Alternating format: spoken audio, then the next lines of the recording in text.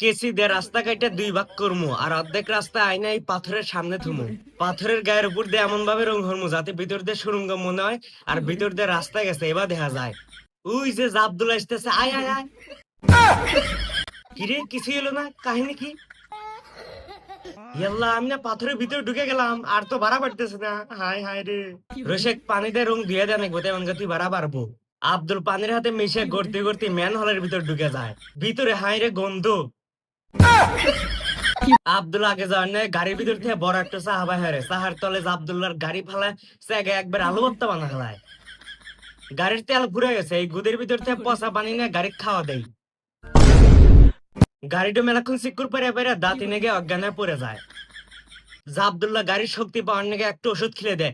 ওষুধ খিলে দেওয়ার হাতে হাতে গাড়ির গায়ে এত এনার্জি আর এত শক্তি চলে আসে, গাড়ি কুত্তার মতো দৌড় পাড়তেছে। সামনে একটু পাহাড় বাজছিল, পাহাড় মার ভাঙ্গে নিয়ে চলে গেছে।